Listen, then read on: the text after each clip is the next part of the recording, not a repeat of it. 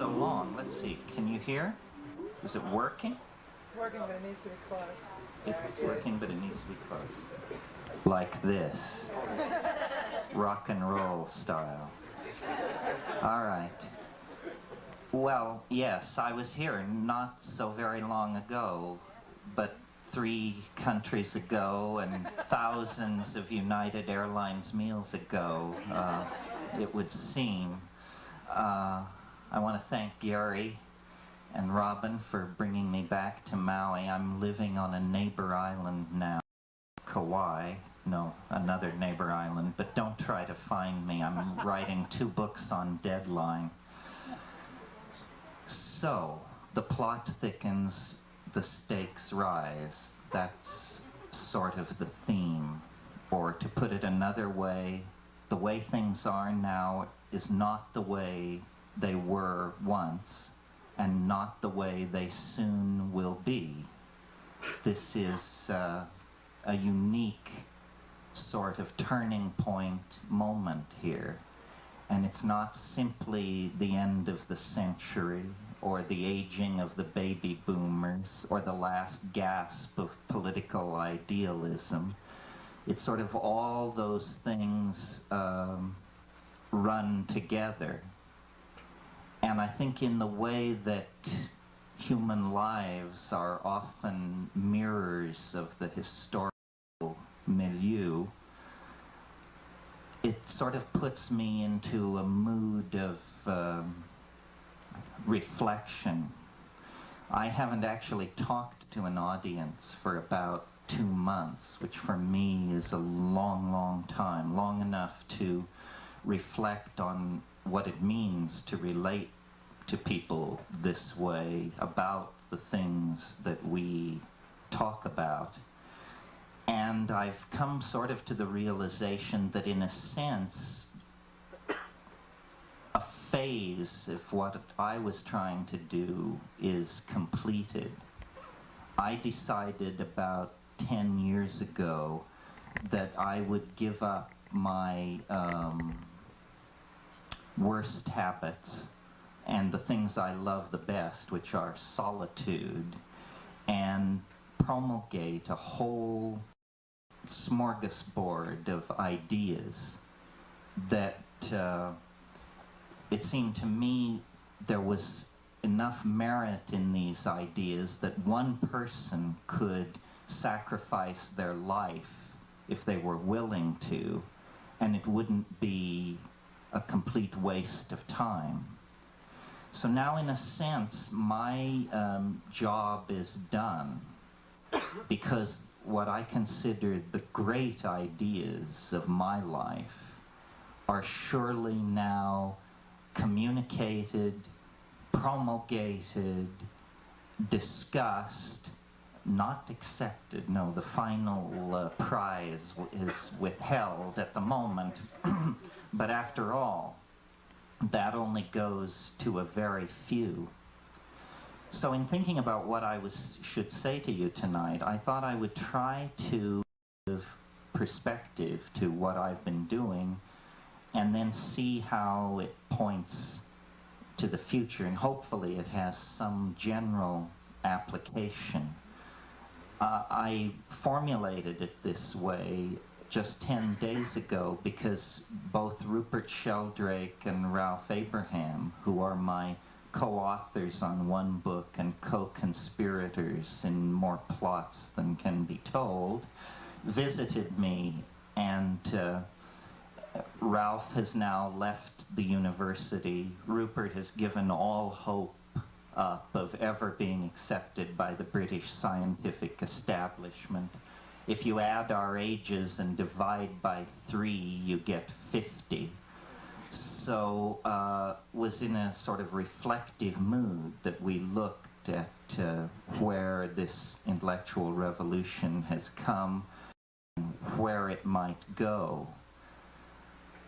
The 2 things that I've been interested to talk about, strangely enough, have in my own mind neither been the psychedelic experience per se. The first thing that I was concerned to talk about was what I call the problem of human emergence, or how is it that out of advanced animals and over a very brief period of time you get symphony composing, architecture constructing, society building creatures of a complexity like ourselves. In spite of my own early religious cynicism as a recovering Catholic, I eventually came to see human history the strongest argument for the presence of the divine on the planet. I was scientist enough, evolutionary enough, to know that groundhogs, glaciers, great whales do not require supernatural explanations. Given millions upon millions of years, and these things come to pass. But, you know, hip-hop, Evel Knievel, NBC, these are things so unlikely, so peculiar, that, you know, a natural universe could never spawn them. They require the presence of some kind of demonic second force. In other words, we humans represent such a radical break with nature. Some radical explanation is going to be necessary to account for our presence here. I mean, kicked out of a passing spaceship, that was one theory. Made from a lump of clay by God on a rainy day, that was another theory. But clearly, some special intervention was necessary. And it seemed to me, and I've talked to you about this before, so I won't rehearse the hard facts once again, but it seemed to me that psychedelic plants, with their extraordinary effect on mammalian nervous systems, sexuality, cognitive processes, so forth and so on, were the necessary trigger to propel a higher animal into the kind of curious social dimension that we have inhabited the past 50 or 100,000 years. And to make that point, I called upon the psychedelics. They were a necessary piece of evidence in that argument. And I had, of course, experienced them myself, and it seems obvious that my critics hadn't. But for whatever reason, the obviousness of this breakthrough to me has not proven transferable to the anthropology and primatology departments of universities around the world. Nevertheless, it has proven transferable to you, dear people. The intelligent layman is how I'm casting you here, because it sounds right, because it makes sense. The nonsense about the extended throwing arm and enhanced social skills and all that balderdash that's being pitched around in the universities seems very inadequate to explain the emergence of a form as radical as our own. So that was the first foray into theory making driven by psychedelic insights and psychedelics as possible chips in the game of explanation. I mean, who had ever used psychedelics to explain anything up until that point? It was just thought better not to mention them. So I thought of that as sort of my special theory of morphogenesis, or formative causation, which is what morphogenesis means. The special theory of morphogenesis, because it related to a special case of morphogenesis, specifically the emergence of human beings from higher primates in a very short time.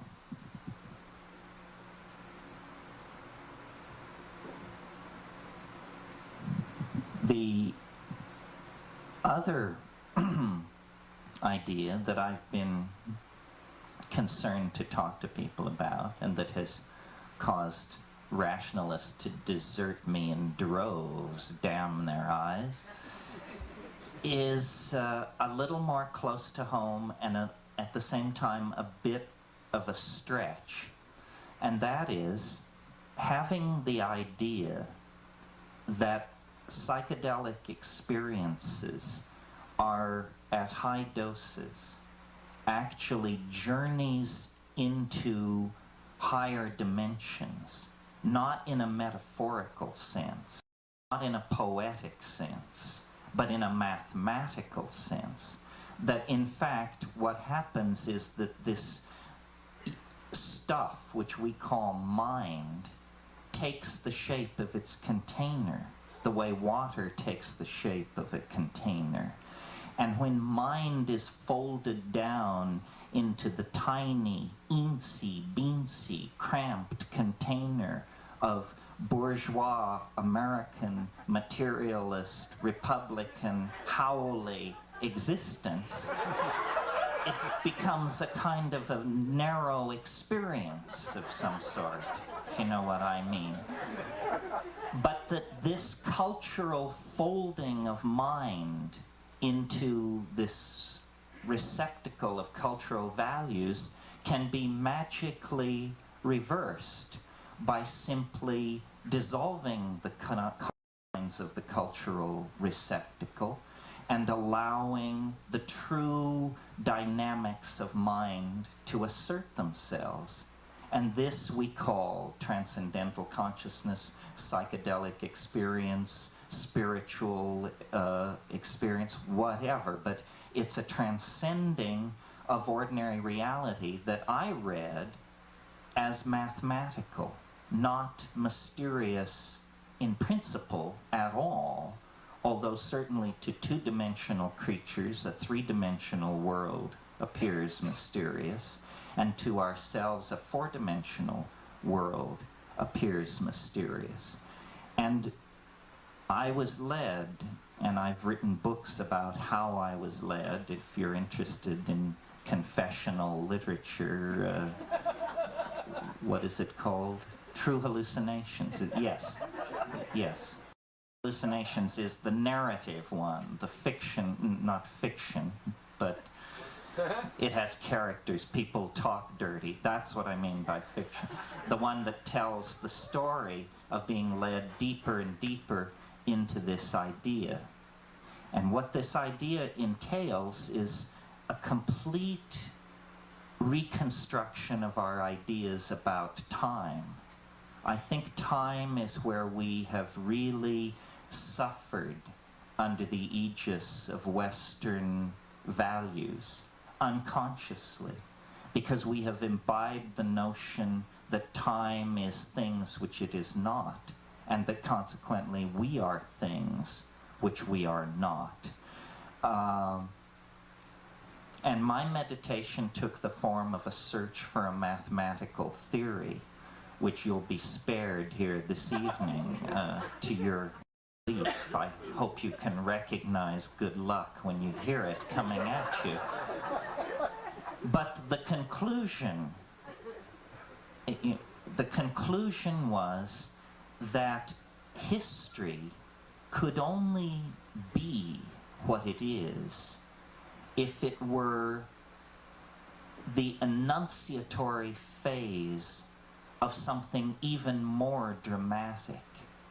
In other words, nature without history is a tree standing alone on the horizon. History is the quaking of that tree for unseen and mysterious reasons. It means that nature, after abiding on this planet in organic form for 500 million years, makes a decision to make a sudden move left into a whole new domain. There hasn't been an experiment of this grandiosity since amphibians began intoxicating themselves on brief gulps of air. In other words, history and this has to be explained, but I love it because it seems to me it sums the whole thing up. History is the shockwave of eschatology. What that means is that history is not pushed from behind, from the past, from the Big Bang or World War II or the Nixon administration or any of that. History is pulled by the future. The human adventure in time is under the control of an attractor that lies ahead of us in the story, not behind us in the story.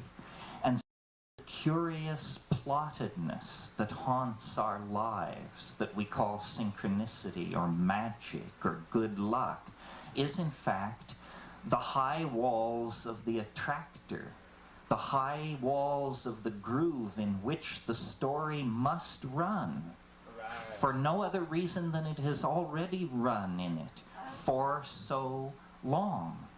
Well, once you have this notion of an attractor at the end of time, then you can do one of two things with it. You can sanitize it and escape its implications by saying that it's a billion years in the future, 100,000 years in the future, 10,000 years in the future. These are ways of saying, don't worry, keep working, keep punching the clock, keep pulling that voting lever, keep buying those hair care and body products. Don't give it a thought. But now, the other course you can take is to make a sign for yourself which says repent or something like that, the key phrase being, for the end is near. And then we have a place for you. There's a large park in the city of London where you're welcome to push this point of view along with other points of view. And this is the path that I chose, simply because I always have had a hard time telling a good investment from a bad one. And it does. It takes the pressure off. You're right. It seems to me that the signs are all around us. You don't have to be a psychedelic aficionado. You don't have to be a fan of the maelstrom at the end of time to notice that we are making it very difficult for ourselves to continue with business as usual by replicating like fleas, by cutting down the forests, by instilling in every tiny beating heart of us the desire for a Mercedes, a triple-car garage, and a house in Saint-Tropez. By doing these things, in a practical and material assessment of the situation, we are making ordinary history impossible. And the ordinary political response is to get quite dithered about all of this. And I share that dithering up to a point, because I am, however nutty my theories, I am personally a rationalist, in the sense that I think, nutty theories may end up being right, but they have to be tried on the same anvil of the rules of evidence of any other theory. In other words, it isn't the testimony of people who lives in trailer courts that will secure this or any other point of view. It's investigatable facts and reproducible results. That's why I've always been so fond of psychedelics, because it was miracle by demand. I mean, you may believe in flying saucers, but produce one under pressure. It can't be done, where the skeptics of the psychedelic experience are incredibly careful about avoiding direct contact with the matter under investigation. Their very fastidiousness in this department should be a clue to you as to what respect they hold these things in. So, by a vicus mode of recirculation, two ideas. One, the idea that interacting with psychoactive plants in a kind of symbiotic relationship propelled a higher animal into self-reflecting consciousness, language, and culture. And two, a deeper idea, a more universal idea, a longer shot, granted. And that is that the weirdness of human history is actually an anticipatory phase to the kind of transition of dimension that organic life is on the brink of undergoing. And that the reason we are so peculiar, so self-contradictory, so, Thomas Hobbes said, man to man is like unto an errant beast, and man to man is like unto a god.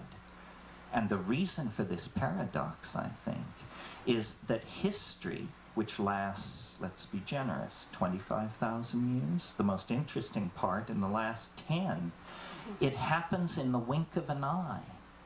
And yet we individuals, our lives are so ephemeral that for us, 10,000 years is 3,000 generations. And so for us, it's very prolonged. But if we had the view of the good Lord or friendly eternal extraterrestrials, we would see that the glaciers melted 22,000 years ago, and then there was scrambling, and then there was space flight, global culture, cybernetic networks, DNA sequencing, and what is the question? The technosphere, the biosphere, the cultural sphere, which Teilhard de Chardin called the noosphere, is in a state of forced self-transformation. We're undergoing, and by we, I don't know where the we stops. Is it smart white people, all mammals, all life, everything right down to the atoms of the planet? We are all in the grip of a transformative attractor, an attractor which over very long periods of time produced stable biosystems, oceans and jungles full of life.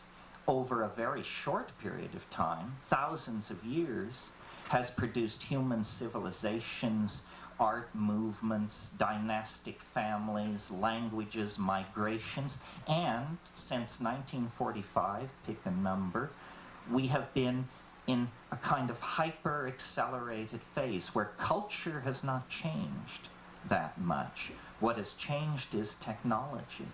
Technology is now evolving at such a rate. I was saying to someone today, we don't even have software that pushes our hardware to its limits. No one now knows the limits of our hardware. It's a software writer's challenge to even find the edge of what these machines can do. But it isn't, and I want to stress this, it isn't something that we are doing. It isn't something that is being driven by a human political or social agenda. It is that we, like the dolphins, like the groundhogs, like the giant squid and the honeybee, we are embedded in the matrix of physics, of the actual underlying facts of this local structure of this universe. And what has happened is we are on a collision course with something we can't even describe or imagine. We have a vocabulary of things you can run into. You can run into other planets, bad weather, large asteroids, mercenary or missionary extraterrestrials, so forth and so on. What we are about to run into is none of the above, something much more peculiar. Let's call it hyperdimensional white hole. Let's call it a mirror traveling backward at the speed of light through time. Let's call it, last week's laundry list. Whatever you call it, the point is it's going to blow your mind. And at this point in time, the only anticipation is in recourse to these shamanic experiences of boundary dissolution that we are calling psychedelic and stigmatizing furiously as a kind of social heresy. It is a kind of social heresy, because real heresies are always about a truck with truths that don't want to be articulated, that are literally unthinkable or unsayable. And this is the kind of situation in which we find ourselves, suspended halfway between the animal and the transcendental. At the end of the 20th century, with all the contradictions of Western civilization seething in our laps, it now turns out that there is a kind of redemption that hovers in an intermediate space between secular and religious. It isn't the return of the goddess.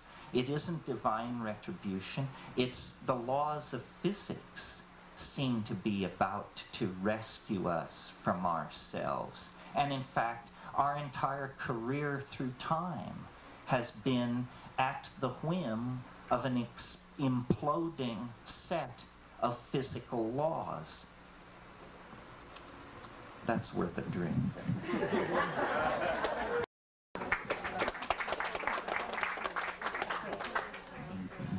So I don't think anyone would give me the time of day were it not for the fact that what's waiting at the end of the road I'm describing has been repeatedly visited in one form or another by many, many people. These psychedelic voyagers. People have been there, done that. They have seen the end. You know, Plato said, time is the moving image of eternity. Time is the moving image of eternity. Shamanism is a worldwide technique, 50,000 years old if it's 2 weeks old, that is designed for the specific purpose of entering into something called eternity, or the dream time, or other place. In many, many languages, the word for shaman translates as go-between. A shaman is someone who can move between the culturally validated, linguistically created world of the tribal entity and the something else, the unspeakable, that lies outside of cultural values, outside of cultural convention, is only accessed in dream and in symbolic activities such as dance, chanting, trance. As rationalists, we have tended to dismiss these phenomena as stemming from the unconscious, stemming from epistemological naivete on the part of these people. Brother, if that isn't bullshit put down on somebody who you don't understand, you just say, well, you're epistemologically naive, and that's why I look like an idiot to you.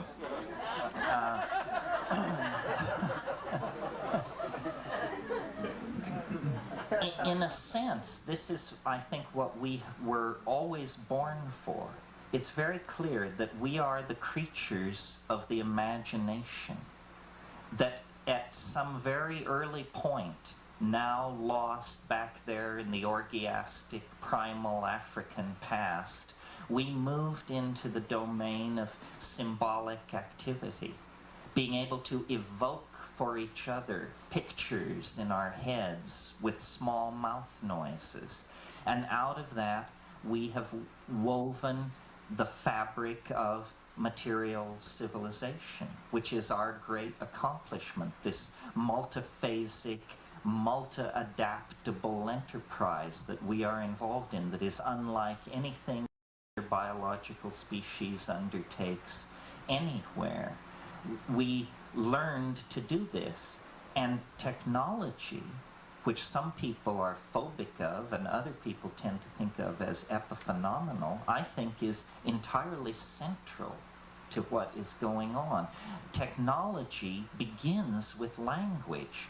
Language is the neatest, cleanest, least polluting, most non-toxic technology ever developed. Of course, it has some fairly toxic consequences because you can download some pretty mother-heavy ideas into language, like how to build hydrogen bombs or get rid of the Jews or something like that. All of these ideas have written on the back of language, but language in and of itself is a perfect model for technology.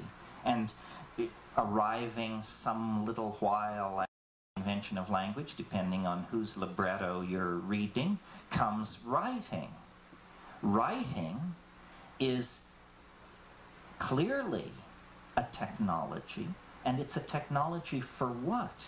For freezing thought, for downloading information into a non-degradable medium, for perfect recall. It's the long road to digitizing begins with writing. And our relationship to the past, which is time, notice, changes with these technologies. Language was clearly a strategy for binding time. That's what you do with it. That's why we live in a different kind of time world than the animals do. They don't refer back to the time when I encountered a threat exactly like this one. Substitute that kind of process with instinct. But as we moved away from instinct, we moved into these information-based technologies, writing, then the book, and in our own time, an explosion of technologies that have frozen all time. I mean, we now know from movies like Forrest Gump that people who never even lived at the same time can mingle together in the collective cultural memory. Marilyn Monroe can have an affair with Albert Einstein in cyberspace. What it means to both of them since they're dead, I'm not sure. But what it means to the rest of us is whatever we make of it. So technology has this curious accelerating quality that is so important now as we approach what I call the transcendental object at the end of time. It is being mirrored in our machines, in the machines that we are creating. And the most dramatic machines that we are creating, completely unhindered by the petty bourgeois and its concerns, hour by hour, day by day, around the clock, an enormous invisible technology is knitting itself into existence. And it doesn't change the look of the landscape, but it is drawing together human beings to the point where all minds on the planet are simultaneously inhabiting a cultural superspace. This is called the Internet, the World Wide Web. And what it is it's a recreation through engineering technology of the kind of telepathic, archaic social space that we lived in before the fall into history. History is a huge downer. It literally was the state of mind that rushed in to fill the vacuum when, through the abandonment of psychedelics, we broke the connection with the Gaian mind. And now, strange to say, at the very apex of this process of alienation and technological entrancement, we're finding that technology can be a mirror for Gaian intent, that we can't manage ourselves without genuflecting to these higher levels of managerial coordination that the Internet makes possible. I think, in a way, what we're doing is we're erasing the boundaries between technology and nature. The Internet now is something which runs along telephone lines and is transduced through computers, but But in 15 years, those computers will be simply black patches pasted on the back of your fingernails. The entire infrastructure, the technical appurtenances that protrude into three-dimensional space can be turned into prosthetic implants and earwax and who knows what else, and serve us very diligently in that form. So it's very clear that visually we are returning to an archaic mode, but carrying with us all the presuppositions of technological existence. And I'm not sure whether we can maintain our hold on the human form, or whether we will even want to. There's a great bifurcation ahead for the managerial community. Let's assume it exists, for God's sake. And that bifurcation is, we're going to have to make a decision about human nature. To wit, is this our home to be cherished and nurtured, an incredible pearl flung out in a universe of ashes and darkness? Or is this a hell world, a tiny confining prison at the edge of a dying universe from which it is our destiny to break free and recover our higher and hidden nature from which we have become separated? It's very hard to see how we're able to massage the data so we can have it both ways. And yet, you know, this is a choice which as a culture we face. Are we to go into the divine imagination and create, you know, starships the size of Manitoba that will ply between here and Andromeda and exist in a world of our complete syntactical self-expression? Or is man's place humbler than that? Is that grandiose, steeped with megalomania, touched with the kind of political taint that's had us raping and pillaging ever since we got out of those miserable ice-bound villages in Jutland or wherever it was? Is it that? Or is it our challenge and our destiny? It's really a choice about human nature, and who knows, there may be enough activity in the mix that we can divide the tribe.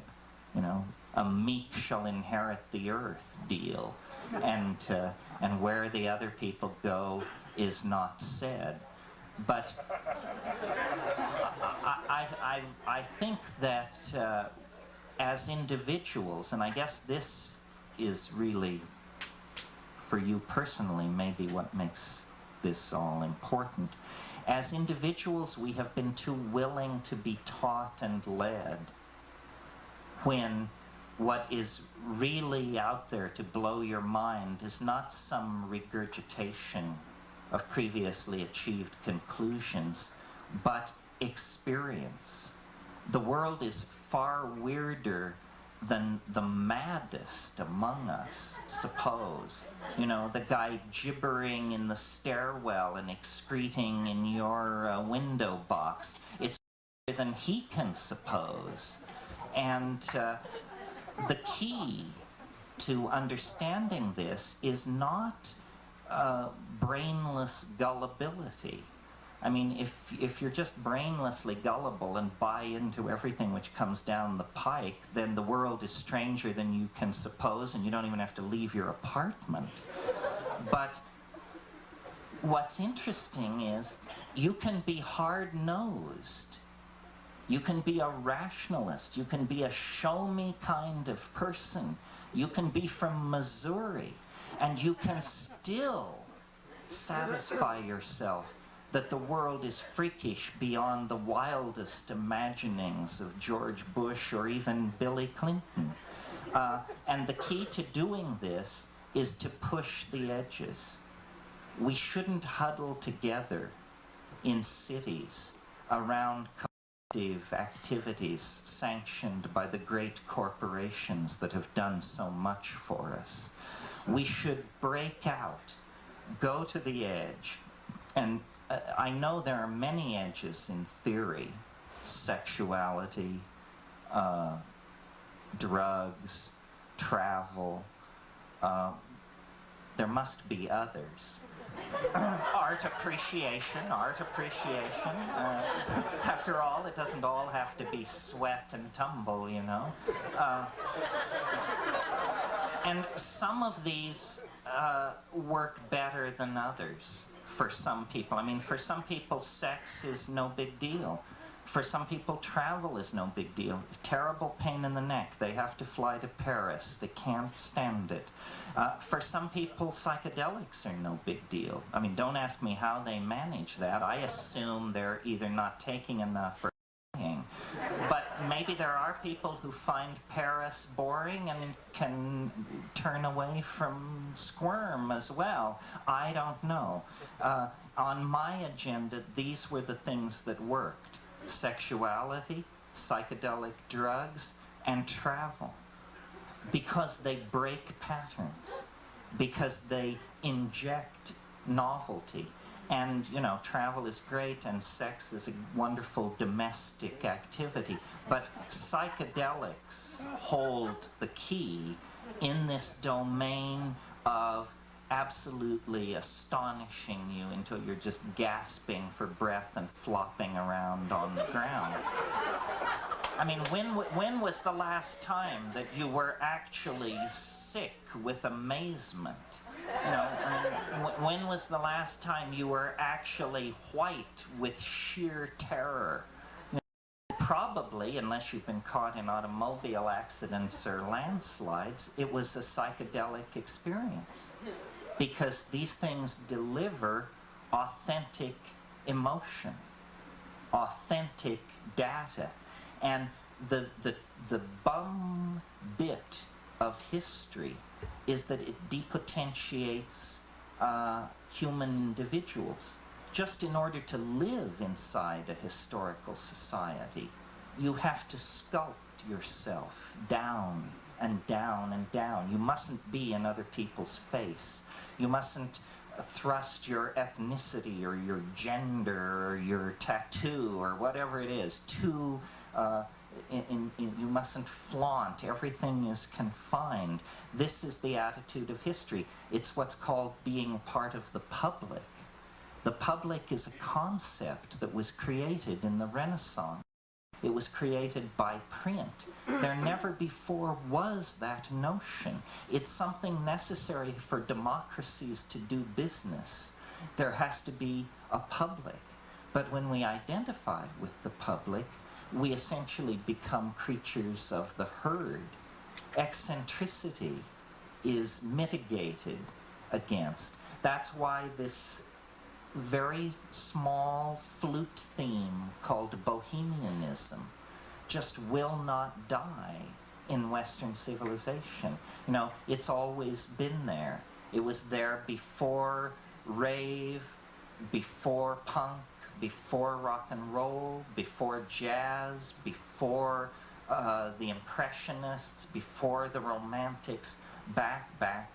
There was always this strain of dissent, because it's the lifeline of sanity in Western society. And every time the bastions of bullshittery grow weak, the bohemian thread expands its options, offers itself as an alternative. And I don't think this is an eternal dance of frustration.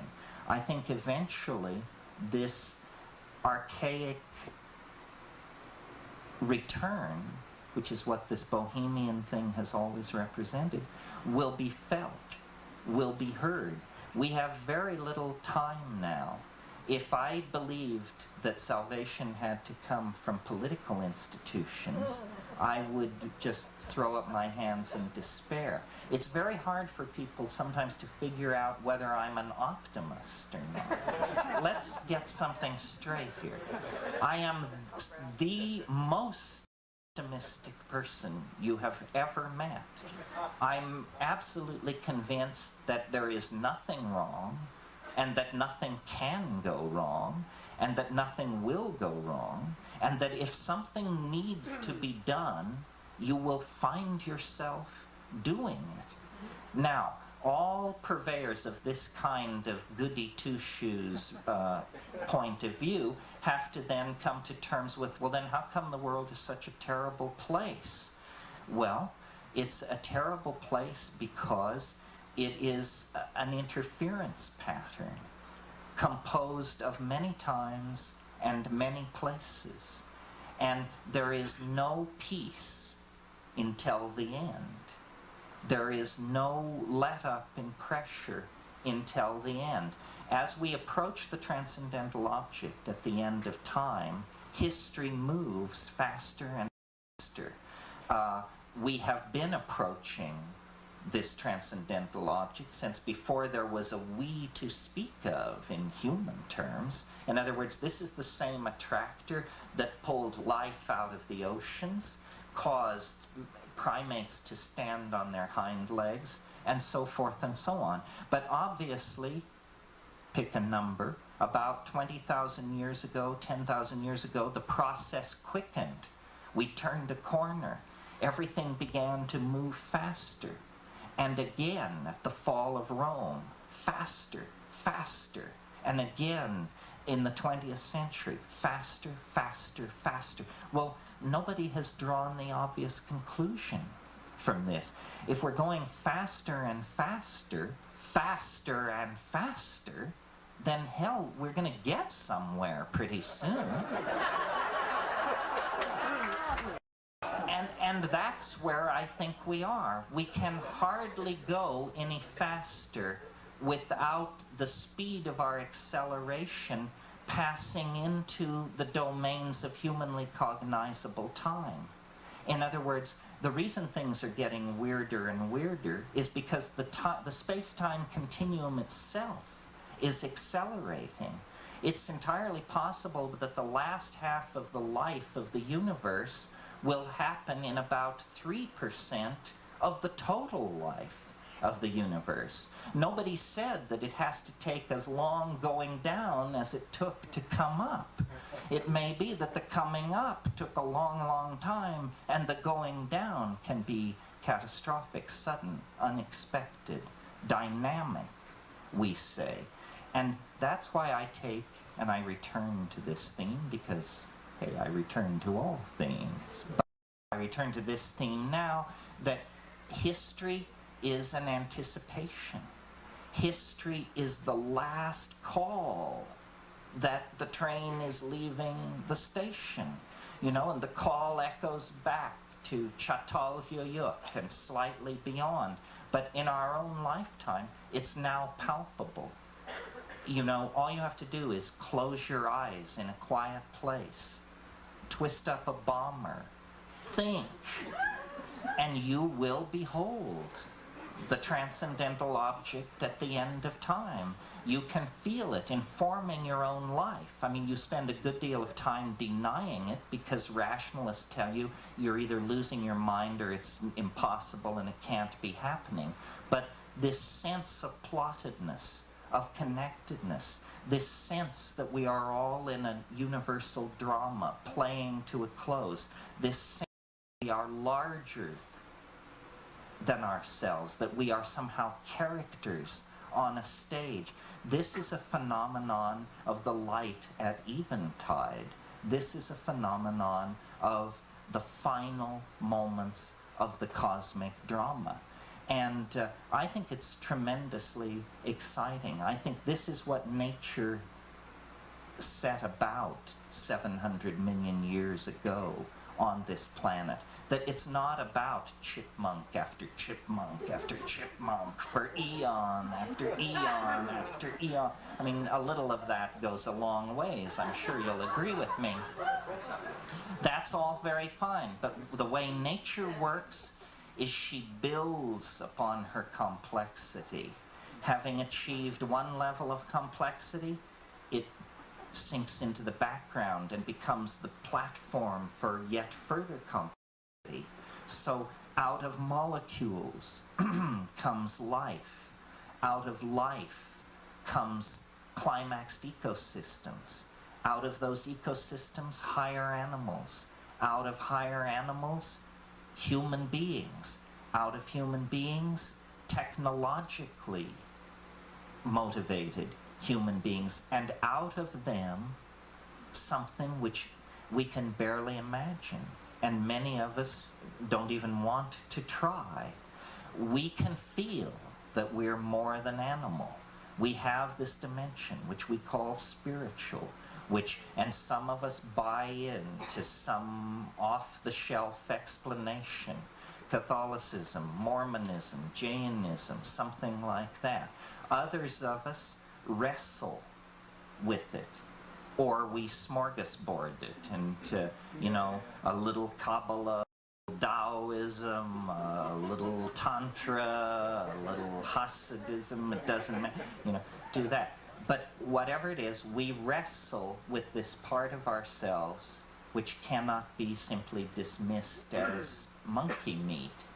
And I think that it is the soul, that the soul is actually an entity in history seeking to be born, and that the enterprise of history is the creation of the collectivity as an eternal, indestructible, trans-dimensional object of some sort, the tool at the end of time. I've quoted probably to you before this thing from Yeats about once out of nature I would be a thing of gold and enameling, set to sing before the lords and ladies of Byzantium of what has been and what will be. In other words, out of organic existence comes something not exactly inorganic, but not exactly organic, a mechanical nightingale, fit to sing before the Emperor of Byzantium. This is what the flying saucer is, in my estimation. It's nothing more than an organometallic projection of the future state of the human soul. We are literally like caterpillars, or the components of a slime mold.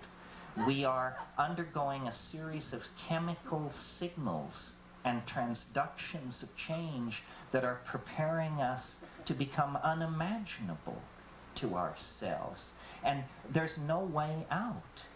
The only place in nature where you see this is with caterpillars on limited food plants, where the caterpillars eat without a thought in their minds until there's nothing left.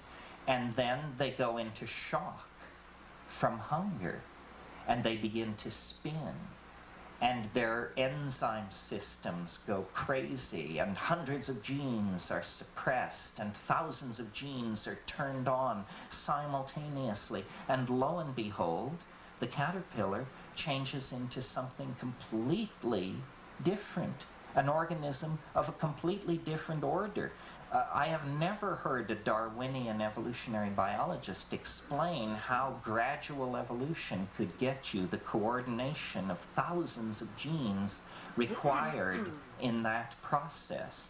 Be that as it may, that is what we're involved in, and the enzymatic juice of this process is technology.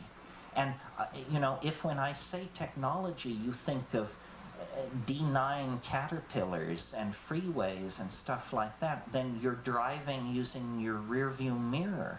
By technology, I mean steam engines that you can put 50 inside a human hair. Some of you may have seen the cover of Science News a year ago. 10,000 steam engines on a chip, 1 centimeter by 1 centimeter in diameter. More steam engines on that friggin' chip than there were in England in 1850. Imagine that. Technology simply means the extensions of the human mind into matter. And we do this when we engineer vaccines, when we micro-engineer computer chips. The most advanced now are not even designed by human beings. Human beings dictate the design parameters, And computers solve the architectonic problems and then etch the chips without ever consulting with a human being.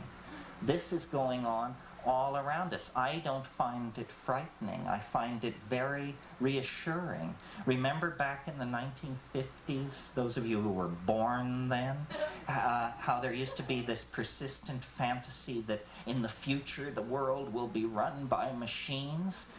The people who were saying this, the implication was it must have been wrested then from the hands of assholes at some point.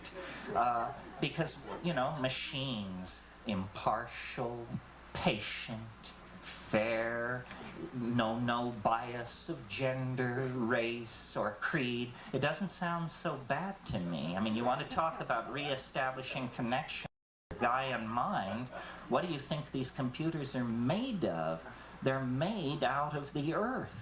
They're made out of silicon, glass, gold, silver, lead, arsenic. It reads like the alchemist's cookbook. It's a direct return to the world of the elemental electrons, a direct connecting back into the Gaian body. And it's very funny for me to talk about it and for you to listen about it, because it's a private thing for each one of us. There's nobody who can explain it to you, really, except yourself and your friends. All the metaphors being handed down from the top are bogus, because the people at the top, they don't know what is going on. They have to pay guys ponytails just to turn on the machines in the morning. They are so deeply in our hands that it brings a tear to my eye to even think about it. And so it's very important to be gentle with people, and this could almost serve as a final point. My mission, aside from whatever agenda my ego has about how I want to be the guy who figured out how everything works and all that, and get the combined Nobel Peace Prize and Physics Prize, but aside from that, and far more important to you, what this is all about, I believe, is permitting people to abandon anxiety. Need to investigate for themselves the situation, and you will be very, very heartened. It's not nearly as bad as you've been told. You've been told a lot of stuff by a lot of people. The only authentic thing in most people's lives, and they may have sullied it, sold it out, destroyed it, distorted it, whatever, but the only authentic thing in most people's lives is sex. And if the establishment could figure out how to take it... I finally found the button.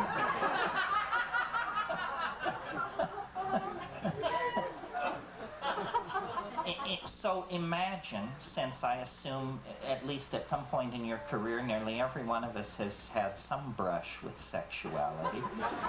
Imagine if there were something equally interesting, equally slippery, equally enlightening, but not necessarily tattooed to your forehead like sexuality is, so that, unless you were smart, you could miss it. You could go from birth to the grave and never know. It's sort of like going from birth to the grave and never having an orgasm. That is, in fact, our circumstance, because God knows how many people in Western civilization in the past 1,000 years have gone to the grave without ever knowing a moment of transcendental consciousness. I don't care how many rosaries they were saying. I don't care how much of that ergot-infested bread they were bolting down. You know, it just can't compare with modern pharmaceuticals extracted from plants. So my mission is to try and empower people and say, hey, look, you don't have to go, I mean, he's a nice man, don't misunderstand me, but you don't have to ask Ramana Maharshi or Gurdjieff, or another nice man, don't get me wrong, but not smarter than you or me.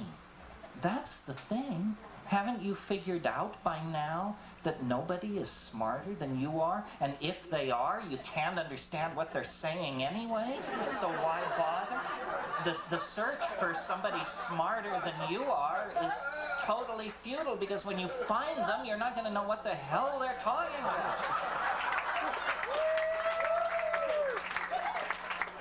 So basically, it's better to get high with a little help from friends.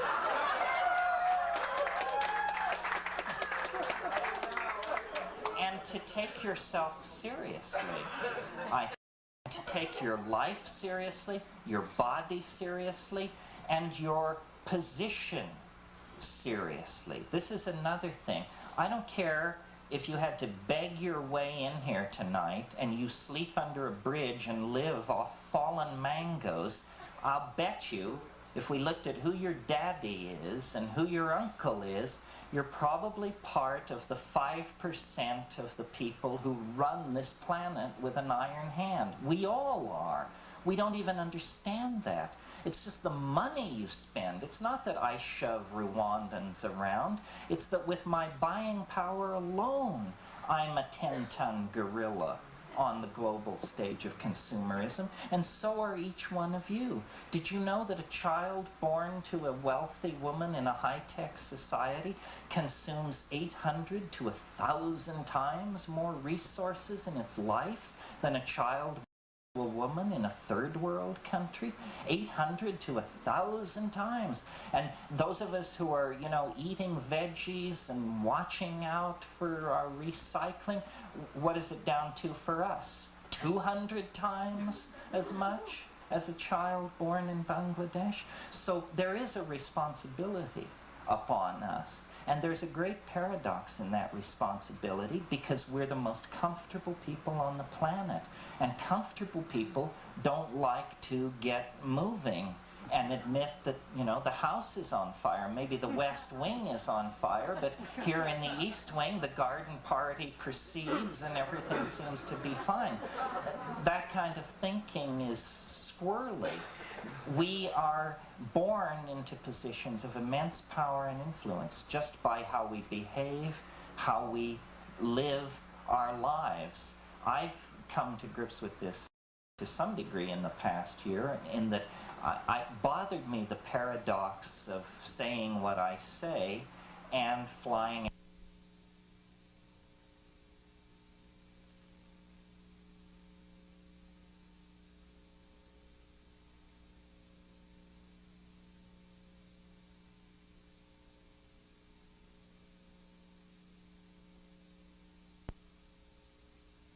That sort of thing.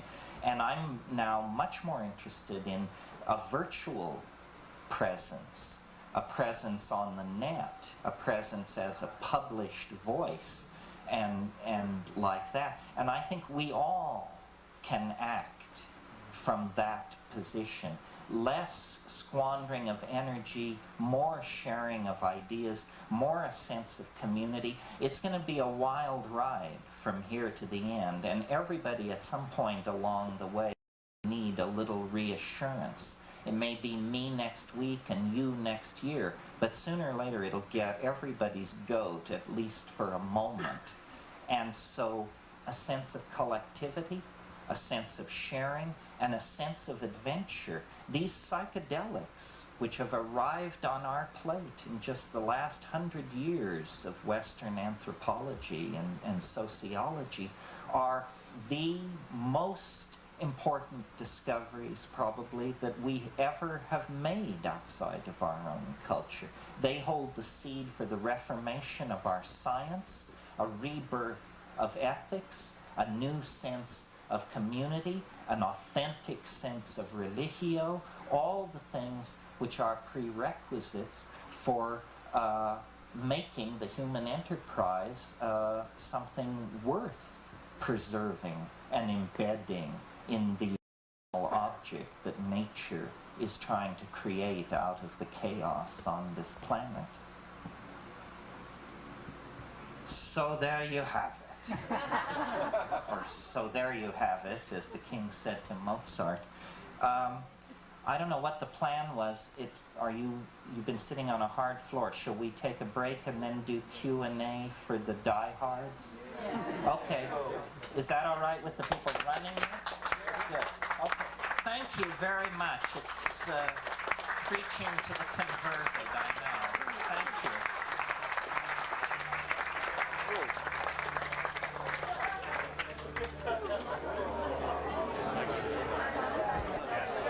All right. That'll get him. That'll get him. Force him to make the hard choices.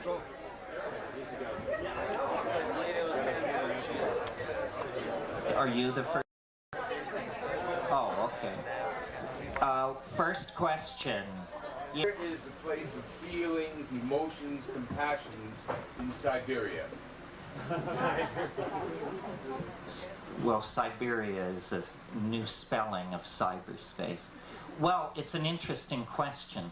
I mean, part of the problem, and I'm glad you asked the question because I made notes earlier to hit on this, part of the problem is that cyberspace is an exclusively all-male nerd domain at this point.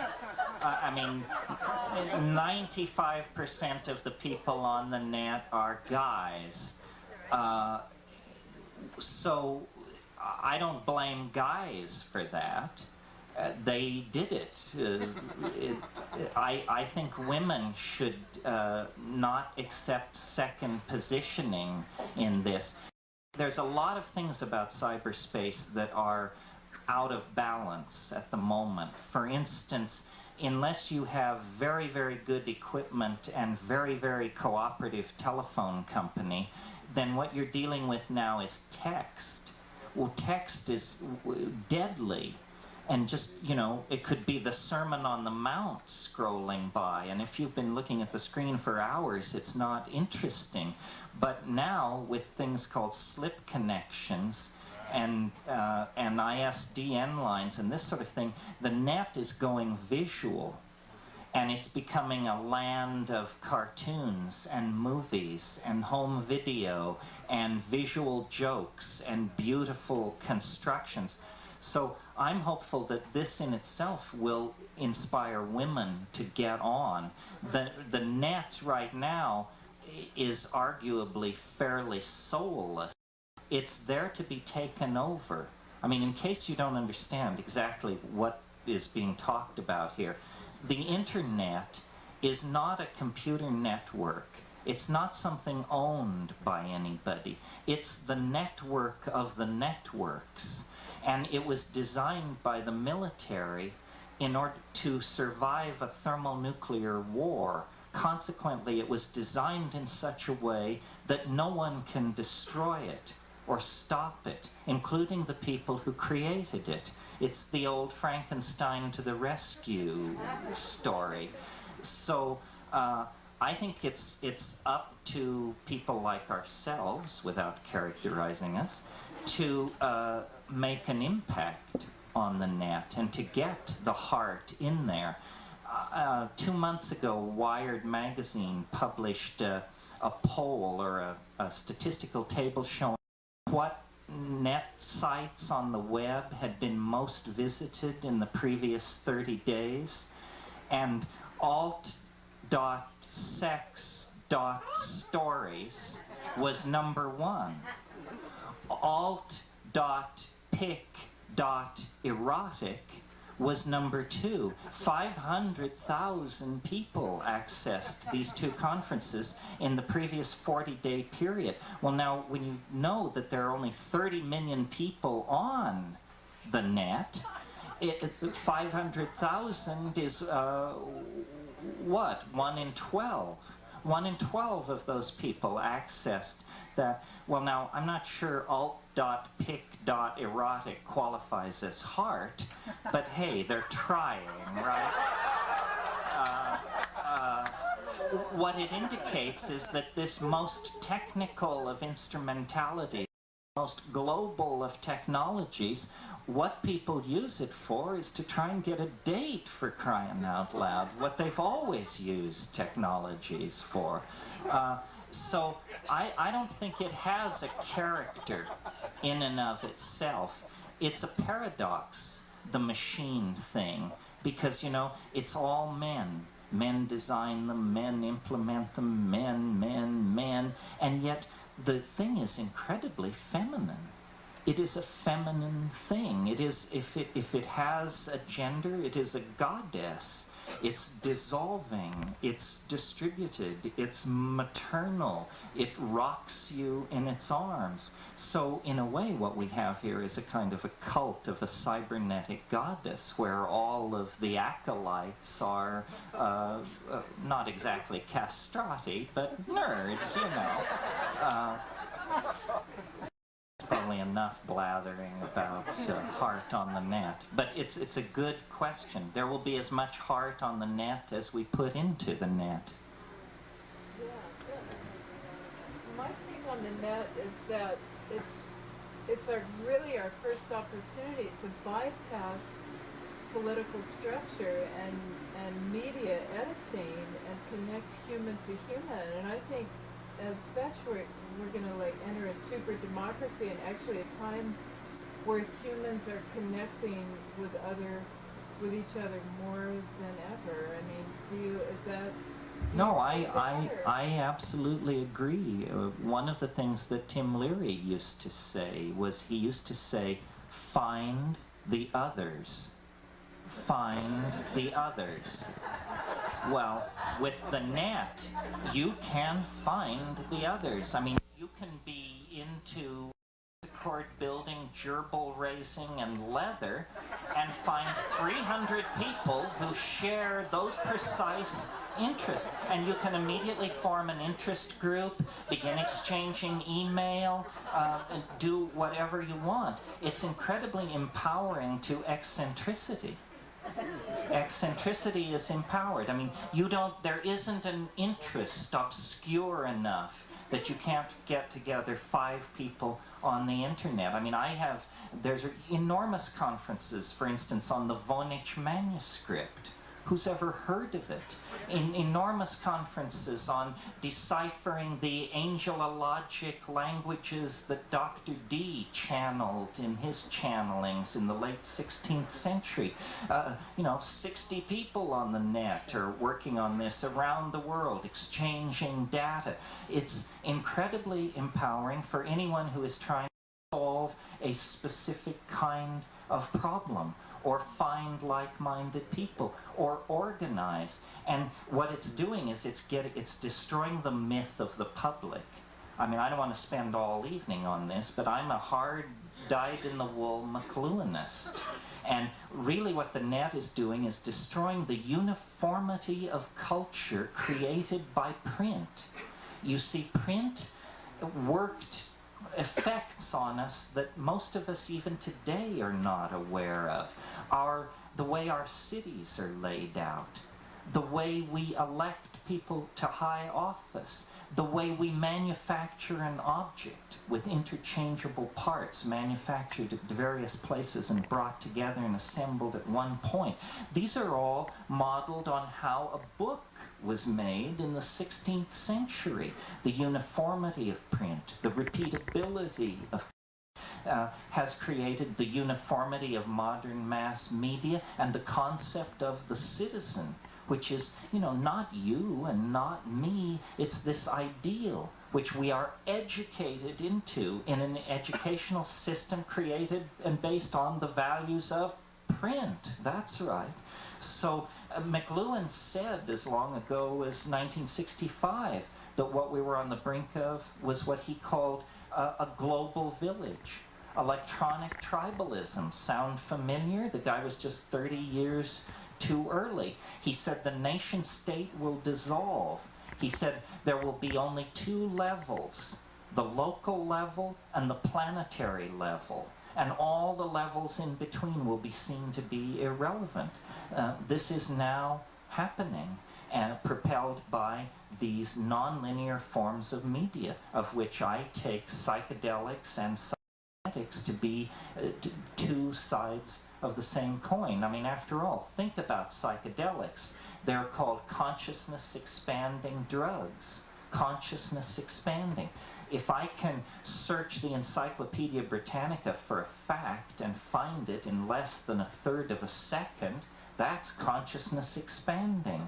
If I can know the weather in Madrid instantly, that's consciousness expanding. I think I told you in January, the only difference between computers and drugs is that computers are too large to swallow.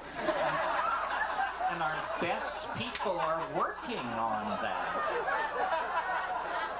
I mean, the drugs, the computers of the future will be the size of aspirin tablets and cost the same and be used with the same devil-may-care attitude. So consciousness expansion is the name of the game, and God knows we need it, because look at the chuckle-headed solutions we are trying to apply to our desperate problems. Look at how our politicians behave. I mean, they're a disgrace. In any civilized country, they would be ripped apart by howling mobs. But here, you know, a certain mellowness has set in, and we just don't have that kind of conviction like we used to. Not to rave, yes. What are your plans on the net? You talked about taking more of your relationship with your audience would be more perhaps through the net. What are your specific plans for doing it? Well, what a nice question. Well, the question is, what are my specific plans for the net? I am convinced that this theory, which I made reference to tonight, about novelty and the end of time and so forth, I spared you the mathematics, but I am not a soft-headed thinker, at least not of the ordinary kind. I can boil a rap down to an equation that you can write on a blackboard or run on a computer, and I've discovered something fascinating enough, in my judgment, that I will spend the rest of my life trying to convey it to the rest of you. And I've decided that what I'm lacking in this effort is a very large, chronologically organized, image-based historical database. That's what I want. I want a historical database that records everything that can be known about the past, starting with the Big Bang and running up to whatever General Cedrus said today. And because with a database like that, I'm convinced that I can sell my theory to a skeptical world. I'm also convinced that even if you think my theory is hokum anyway, this historical database should be built anyway, because one of the things about our modern neurotic dysfunctionalism is that it has the character, as I analyze it, of a kind of amnesia. We are people who have lost our memories. You know, quick, who fought the 30 Years' War? Quick, did it come before or after the War of the Roses? What is a Huguenot? And so forth, and so on, and so forth, and so on. We do not know jack shit about who we are, where we came from, how we got here, or why things are as they are. And there's no excuse for it. The libraries are full of it. It's just that we have lost faith in the idea of cultural continuity. And I think that if the time wave, as I call my theory, in conjunction with a large historical database, you could begin to give people back their history. And then they would understand how we got in this mess, and they would be far less easy to manipulate. This is slightly off the point, but I'll make it anyway. I believe that the social explosions of the 1960s were a partial consequence of the Vietnam War, a partial consequence of the large use of psychedelics in the population, but more important than either of those factors was the fact that a generation of kids came of age superbly educated in the nature, history, politics, and theory of Western civilization. Essentially, the American dream perfected itself in my generation. I came out of the university, I had read Plato, Hobbes, Schopenhauer, Jeremy Bent, the whole bit. I knew it backwards and forwards. And what did we do, we people who had all this information, who finally grasped the light? We got stoned, and then we did something else. We heaved rocks through the windows of the banks, overturned police cars, set buildings on fire, and said enough. And I believe that the American establishment took a look at that and said, the idea of universal public education is a no-brainer from the point of view of control freaks.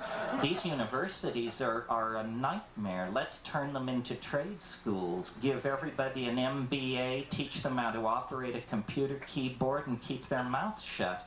And that's what was done. The dumbing down of America. It happened all through the 70s and the 80s. It's still going on. I mean, I am not a conspiracy theorist of the ordinary stripe, but I tell you, somewhere back around Baby M began. And it went on to be about the skaters. And then it became about the Menendez brothers. And then it became about O.J. The Bobbits, they were in there too, thank you. And Michael Jackson, we all talk about all this, but do you know what this is a substitute for? It's a substitute for having a life and a culture, is what it's a substitute for. You may bet that as you worry about the Bobbits and the Menendez and O.J., really awful things are being done somewhere in the world where your attention is not focused.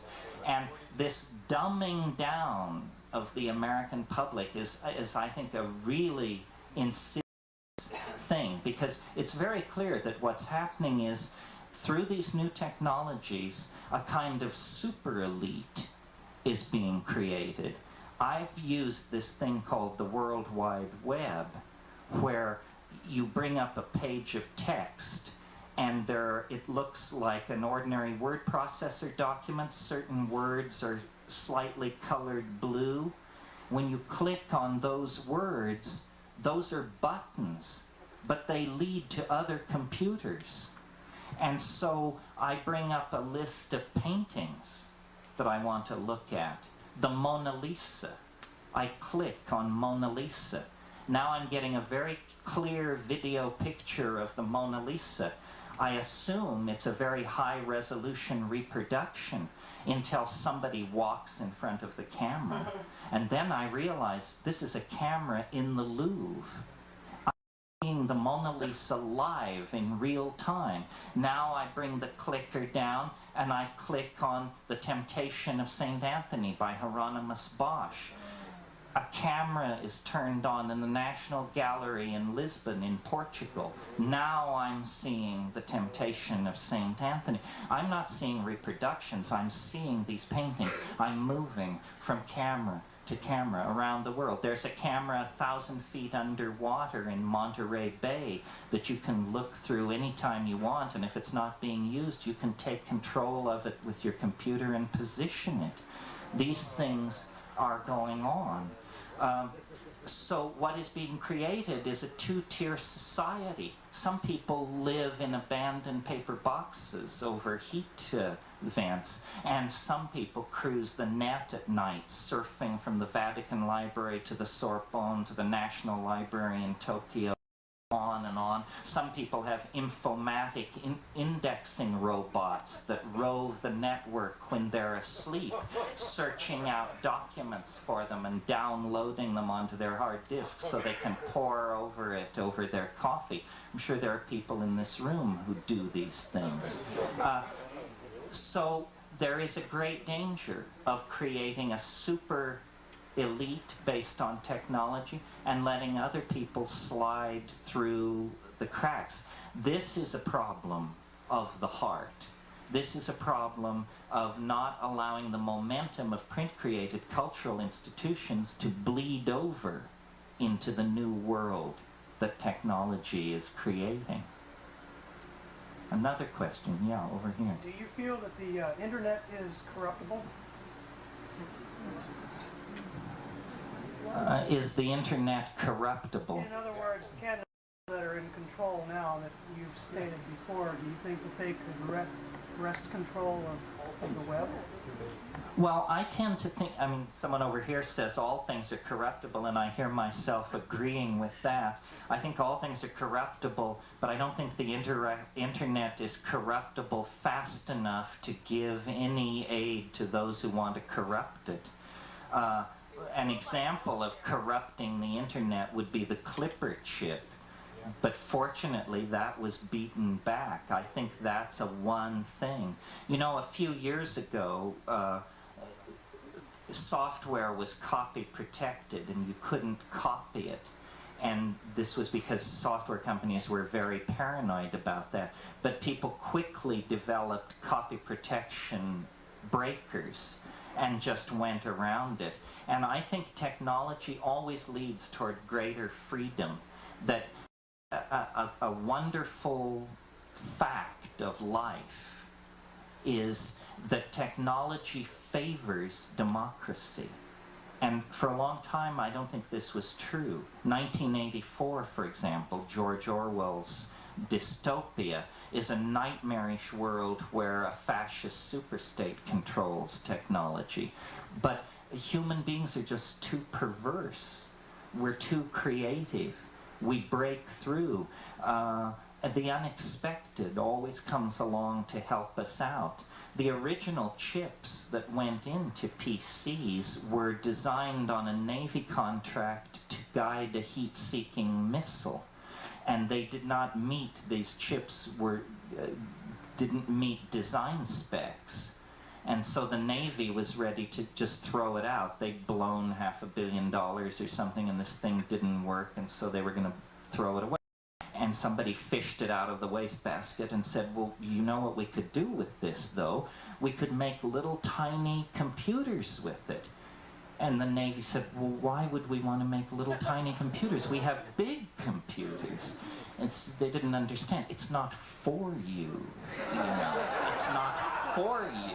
It's for somebody else. And that was a technology that was never supposed to escape into civilian hands. I mean, that was the greatest unmanaged blunder in the whole history of the game from the point of view of the other side. They lost their queen in that blunder. They've been fighting on the slippery downhill slope ever since.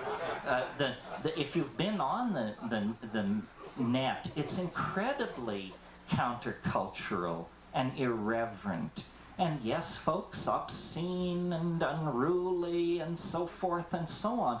But great civilizations are all those things. We don't need to all wear bow ties and walk in lockstep and salute the Lutheran God and have Mormon orgasms. No, that isn't the plan. Let's loosen up a little. Pluralism, you know. Yes. I'd like to change the topic and go back to another side of consciousness expansion. Go for it. Okay. Getting back to the drug plants in the Amazon. Yeah, let's try it. How do you take your psychotria viridis leaves and turn it into a powerful psychedelic experience? Do you have to snort 5 grams of it like the natives did with the Opo snuff? Or is there a more modern technique to make it fast-acting and viable? Well, assuming you have the Psychotria viridis leaves, is that it? Well, the question is complex, but it basically comes down to if you have leaves of Psychotria Riddus, how can you activate them so that machine elves will invade your apartment and take you prisoner?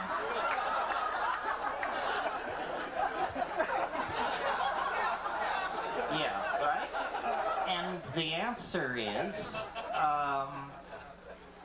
this answer works in most places. I'm not sure it works on Maui. The answer is, run down to your local Iranian market and buy something called hermal, which looks like little black seeds and is, in fact, little black seeds. And these are seeds of Pagaman harmala, the Syrian rue. And it contains a powerful monoamine oxidase inhibitor which, combined with DMT in any form, will create an orally active program of dental care that will, you'll have complaints with that. So that, let me go over that since it's important. This is easily available, this Pagaman harmala, from these Iranian markets or seed dealers or something. And I think it's actually a cleaner MAO inhibitor than Banisteriopsis caapi, than the actual ayahuasca vine.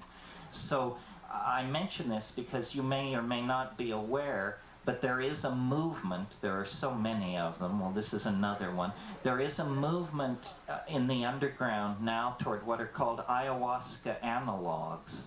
And what that means is, in most places in the world, there are plants that, if properly combined, will produce a huge psychedelic experience. And people all over the world are cataloging their local flora and experimenting with this. And Pagaman harmala has a role to play in this. It's available over very large areas of the Earth's surface. Jonathan Ott wrote a book called Ayahuasca Analogs, and I think this is the way to go. I've seen too much of the ordinary kinds of ecotourism and that sort of thing, and I think that's far better than to bring these shamans here. I mean, this is a meat grinder.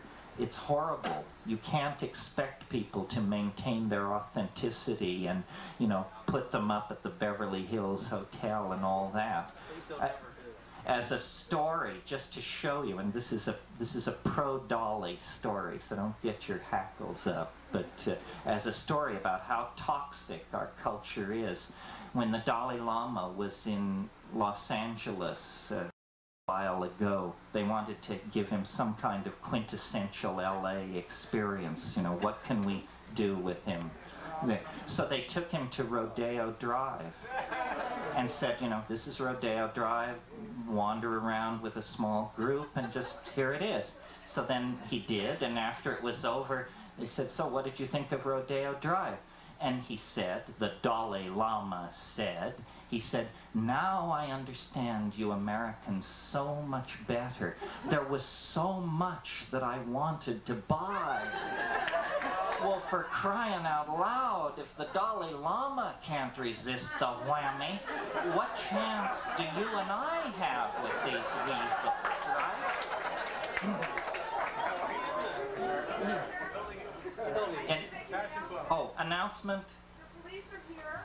Oh, They great. have just informed us that all the cars parked on the road are going to be tagged out in 5 minutes.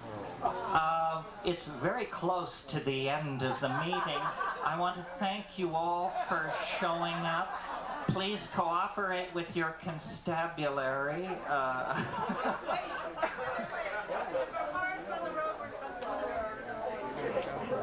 Is that the thing to do to... I'd like to talk about the tryptophan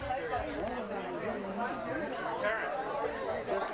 I just wanted people to know that tourmaline is available in lily clone blossoms or passion flower blossoms, and DMT is available in sensitive grass roots. Yes, that the beta-carboline, the monoamine oxidase inhibitor is available in lilikoi blossoms. It's available in all passion fruits. I'm not sure in what amount, but this is right, what this guy is saying. And the other thing is the DMT is in the roots of sensitive plant, a plant closely related to it. Actually, it's called Desmanthus illinoisensis. But if you're interested in these DMT analogs, it's a wonderful study and very satisfying to read accounts of people. I've read accounts of people who had never had a psychedelic experience, who started out with their local plants and were able to have just blindingly transcendental experiences. Where did you read that? On the net? No, in Jonathan Ott's book, Ayahuasca Analogs. I just wanted to say that my experience with the bergamot and mushrooms was that they amplified the power of it about 20 to 30 times. Yeah, I think you should be careful with this. I would recommend a rather small, modest dose. Yeah, let me second that. I had one of the hardest evenings I've ever had once when I took half a dose of mushrooms and half a dose of ayahuasca, thinking that would be a whole dose of something, and it was about a dozen whole doses of something. Yeah. Say it only had, say, I understand, perhaps 5 feet of Banisteriopsis coffee. Yeah. How much an individual had psychotria in powdered form, but not hydrochloride? How would it? How much would you have to put in with the coffee after the infusion been boiled down for a single dosage, perhaps? How much coffee and how much of the powder of DMT? Okay, the question is basically about the proportions of the two components in ayahuasca. First of all, ayahuasca is not like peyote or mushrooms or morning glories or something like that, because those things just grow and you take them. Ayahuasca is made by a human being. It's more like a souffle. It contains 2 ingredients that are combined in a proportion that is a matter of human decision. So having said that then, I learned to make ayahuasca in Peru years and years ago, and I aim for the jugular. I don't go for this maybe it worked, maybe it didn't thing. So I made mine stiff.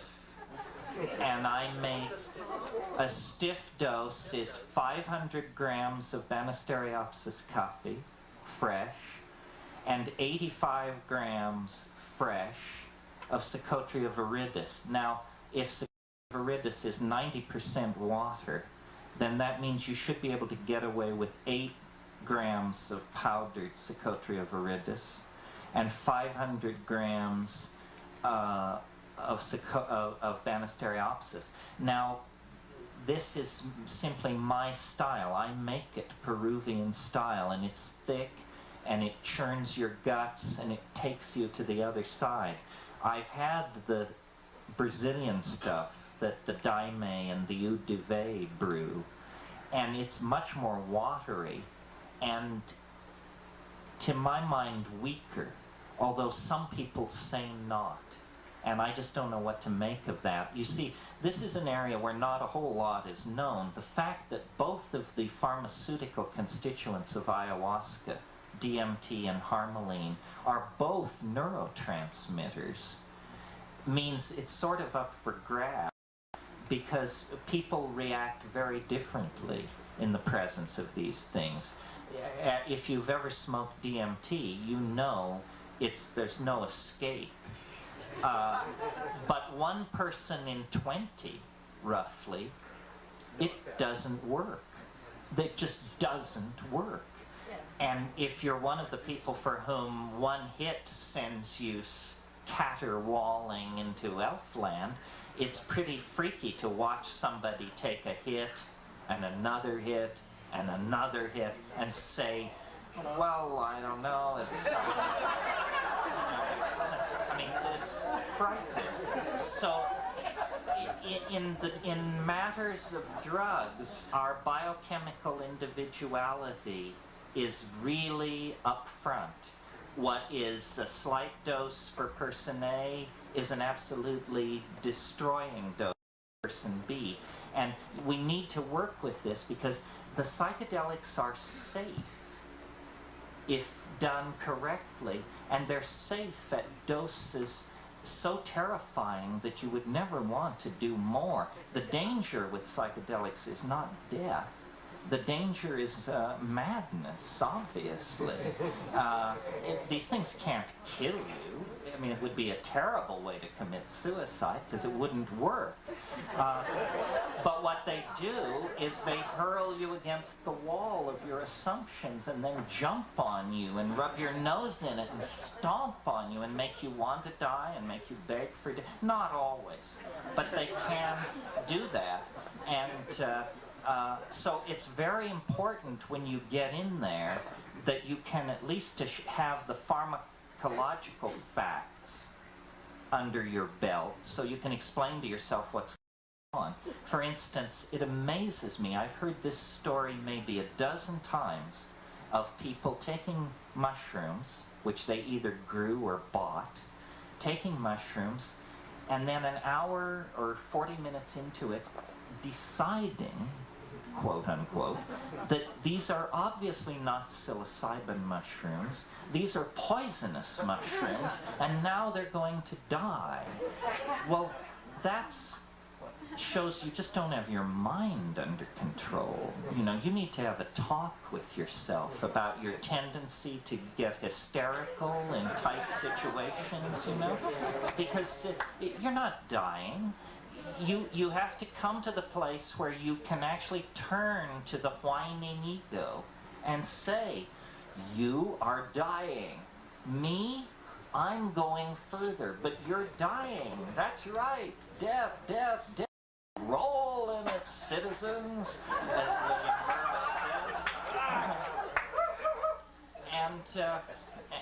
said. And discipline the mind, because the ego does not want you to take psychedelics. The voice which tells you not to take psychedelics is the voice of your ego. It says, look, you've got a lot to lose. You have a professional position to think of. And then if you resist and go to the next level, it plays the next ace. You know you're crazy. You know that you're not like these other people. You're crazy. You should stay away from it. And then if all else fails, it plays the final ace. You're dying, stupid. You're dying. Call 911 before it's too late.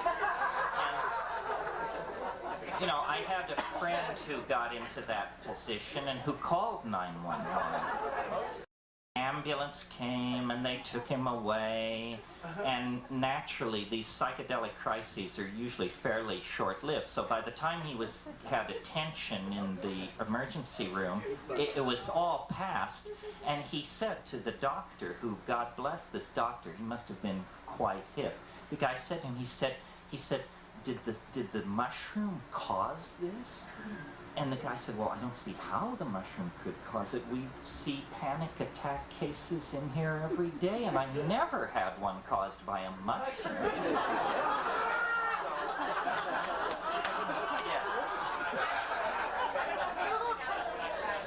Yes? Salvia divinorum. I've heard that A, it's legal, so if it is, where do we get it, how do we take it, and how does it compare to a Oh, this is a really interesting question, and maybe, well, this is news. What is Salvia divinorum, and where do we get it, and what do we do with it?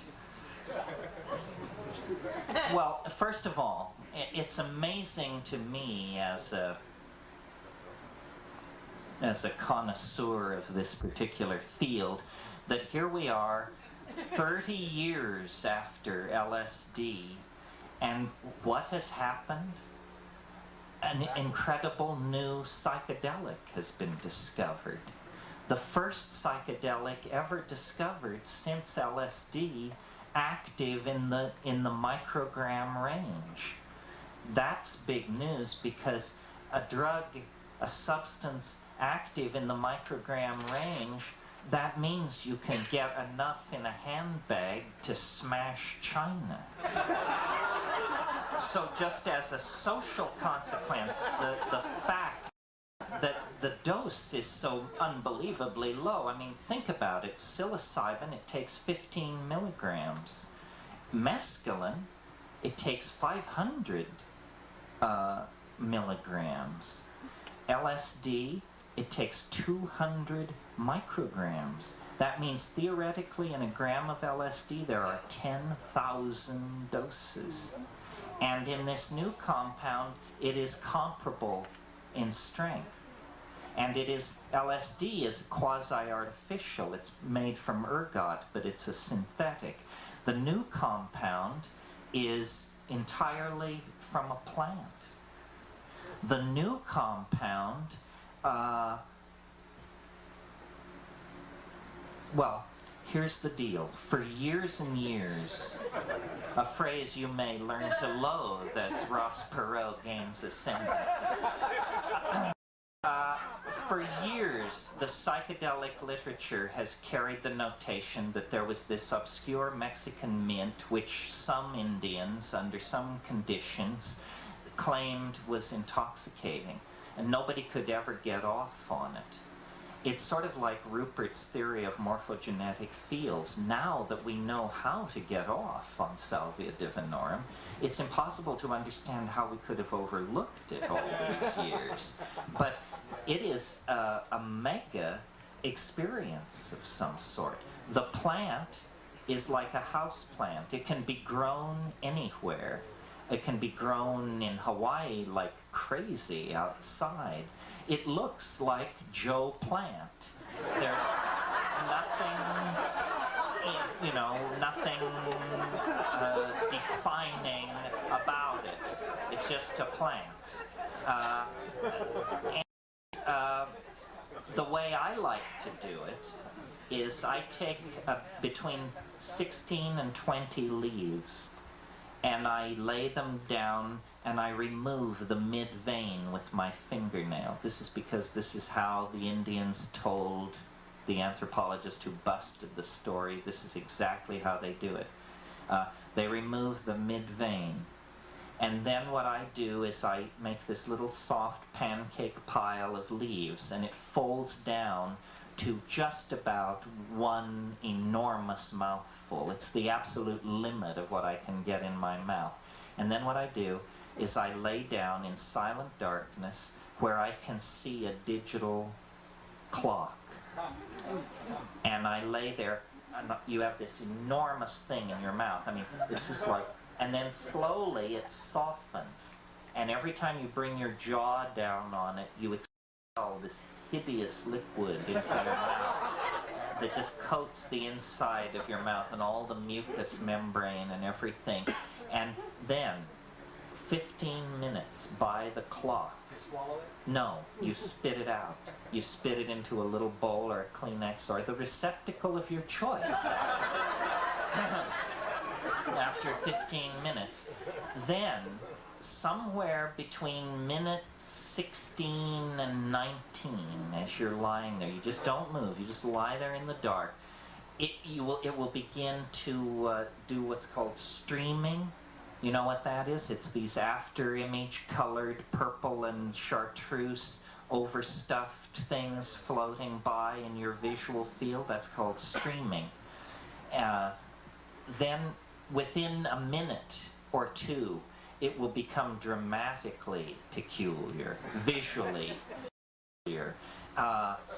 Someone said, and this was my impression, actually, well, no, I shouldn't say their name because they may not want to go down with me into druggy fame, but anyway, a famous person said, "It's really stretchy." And I said, yes, it's, remember that painting by Salvador Dali called Soft Beans Construction, Ode to the Revolution #4? Study that puppy sometime. That's what's happening. Everything is stretching and falling away and sort of interdimensional. I've done it a number of times, and once I got it to work, it's worked every time since. And I think it's a very interesting hallucinogen. The last time I did it, it was amazing because in a darkened room with moonlight streaming through a big skylight. There was no hallucinogenic activity whatsoever. I mean, that's where you would expect it. You know, you have all the edges, the moonlights, the perfect situation for hallucination. Nothing. Crystal clear. But when you close your eyes, instantly, there are complex three-dimensional hallucinations moving and rotating. So quickly does it form that you have the impression it's like turning on a light in a darkened room. And unlike DMT or psilocybin, where usually when you get these weird hallucinations, you can just sit and look at it and think about it. Say, I am seeing a strange hallucination. It is very weird shit. It is partially strawberry jelly, partially welding, partially my what I found in my mother's drawer when it's some, that kind of. But this, what I noticed on the salvia was that it sort of it crept around behind me, and the observing mind began to speak gibberish. And then I didn't know where I was in the circuit because the observer was being messed with. I think that the key to using this substance and to not getting it scheduled, I mean, dig what the situation is right now. This is legal to talk about, legal to take, legal to give to people. I could smoke it right now. I could choose one of you and bring you up here. We could hold a weekend where we claim this did you some good, and we could do it. We could manufacture it. We could transport it. We could put ads in newspapers selling it. It is legal, legal. Remember legal? Okay, that's what it is. It's legal. Well, is it a good trip? Well, that's a good question. A very well-known researcher took it, who has a big academic position and so forth, and he told me, it was a complete psychotic break. He said, I had no idea who I was or what I was doing. I gave it to an acquaintance of mine who is a more, how shall we put it, earthy person, and he said to me, if you want this stuff to be a success, you should throw all the eggheads off the bandwagon because they're giving it a bad name. It's simply a great load. So I don't know whether it's a great load or a complete psychotic. It depends on how many degrees you've collected, where it puts you. Well, let me talk a little bit more about the plant, because the plant is on Maui. I mean, somebody sitting no more than 8 feet away from you is keeping their mouth very shut at this point. It's here. People know about it. I think we should do the plant and not attempt to extract or commercialize the substance, because here's the thing. The substance is active at the 200 microgram level, just like LSD was. But unlike LSD, you smoke this stuff. That means there's no way back. And with the pure compound, do you know what 200 micrograms looks like? It looks like, a pissant's box lunch. It's not much. It's like a grain or two of salt. Well, you can tell people are going to do too much. They're going to do too much because it's easy to do 10 times too much, 20 times. And we have no human data on the pure compound. Now, human data on the plant, we have these Indians. But everything at this point about this plant is mysterious. Everything. For example, naturally, you have this plant, it's in shamanic usage, so you go to the people. Say, what is the name of this plant? They say to the Mazatecs who use it. They say, we call it ojos de la pastora, eyes of the shepherdess. Now, there's a number of things about this that are interesting. First of all, eyes of the shepherdess. There are no shepherdesses in Western mythology or iconography. In the entire Bible, there's no shepherdess. We get some shepherds in the Christmas story, gender unspecified, but I've never seen them portrayed as shepherdesses. There is no shepherdess in Western history, religion, iconography, it's a nothing burger, it's a dead end, it's a dry hole. Why is it called Eyes of the Shepherdess? Next question. These people are Mixtec. You call it Eyes of the Shepherdess? If you do, it's practically the only Spanish you speak. What do you call it in Mixtec, for crying out loud? Say, we don't have a name for this plant in our language. Well, now, this is fascinating. That's impossible if they've been using it for some time. No culture on earth has something which it's been using for a long time for which it has no name. That's preposterous. And so you say to them, how come you have no words in Mixtec for this plant? And they say, because it's new. And then the taxonomists get into the act and they say, that's impossible. This plant is not known from anywhere else on this planet. It's only been collected in the Sierra Mazateca of southern Mexico among these people who have no name for it in their own language and who claim it's new. Well, I don't want to push the conclusion, but on Maui I probably would be led to it by half of you. It appears that this plant has no history. It came literally out of nowhere. And now, here's something interesting about it. We have in this country a very complex drug law called, I can't remember, it's called the Cogener Enantiomer Structural Near Relative Law. What it says is that the district attorney or his appointed stooge can declare a substance illegal without any scientific evidence or any medical evidence, provided that that substance is an enantiomer, stereoisomer, cogener, or structural near relative of an already scheduled compound. This isn't. This isn't. This isn't. So in order to make this stuff illegal, for the first time since the 1960s, the government is going to, in the clear light of day, and hopefully in the clear light of reason, is going to have to present scientific and medical evidence as to why this should not be illegal. And I don't think they'll be able to do it.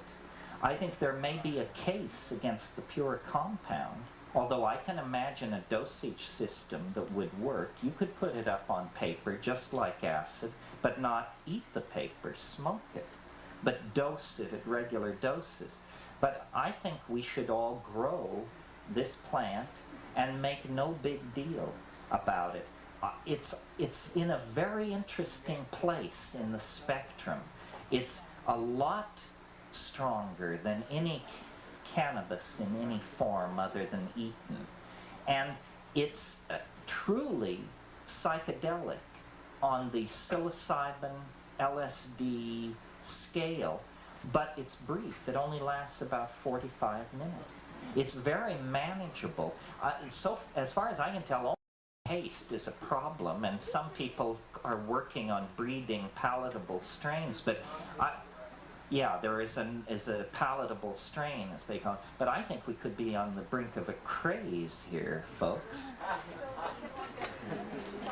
Where can one get a start? Well, first of all, ask around, because there's plenty of it growing on Maui. Otherwise, these exotic plant dealers are on to the fact that this is happening. And very easy to grow, very easy to use, totally legal, safe. Psychotherapists who are worried about other substances where they may have a legal problem can use this safely. And I think that we have been screaming, we, the psychedelic community, for 20 years for a fair hearing.